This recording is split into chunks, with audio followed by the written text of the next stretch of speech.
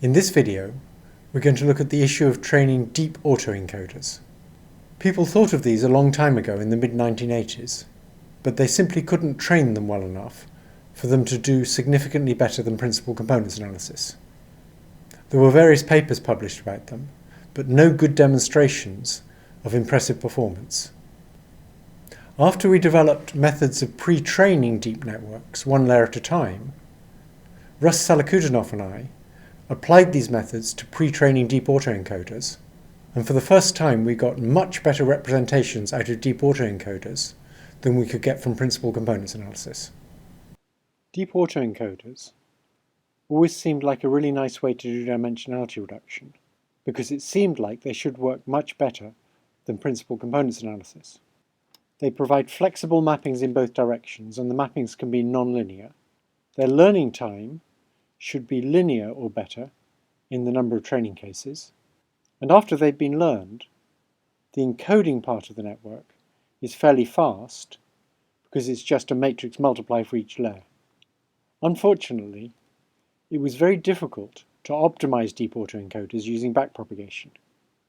Typically, people tried small initial weights, and then the backpropagated gradient died, so for deep networks, they never got off the ground. But now we have much better ways to optimize them. We can use unsupervised layer-by-layer pre-training, or we can simply initialize the weights sensibly, as in echo state networks.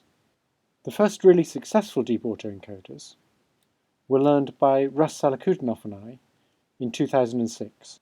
We applied them to the MNIST digits.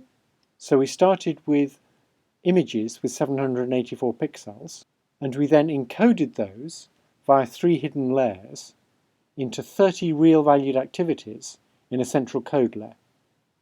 We then decoded those 30 real-valued activities back to 784 reconstructed pixels. We used a stack of restricted Boltzmann machines to initialize the weights used for encoding, and we then took the transposes of those weights and initialized the decoding network with them. So initially, the 784 pixels were reconstructed using a weight matrix that was just the transpose of the weight matrix used for encoding them. But after the 4 restricted Boltzmann machines had been trained and unrolled to give the transposes for decoding, we then applied backpropagation to minimize the reconstruction error of the 784 pixels. In this case, we were using a cross-entropy error because the pixels were represented by logistic units. So that error was backpropagated through this whole deep net, and once we started backpropagating the error, the weights used for reconstructing the pixels became different from the weights used for encoding the pixels, although they typically stayed fairly similar. This worked very well. So if you look at the first row, that's one random sample from each digit class. If you look at the second row, that's the reconstruction of the random sample by the deep autoencoder that uses 30 linear hidden units in its central layer. So the data has been compressed to 30 real numbers and then reconstructed. If you look at the 8, you can see that the reconstruction is actually better than the data.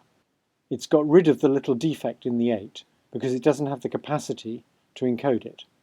If you compare that with linear principal components analysis, you can see it's much better. A linear mapping to 30 real numbers cannot do nearly as good a job of representing the data.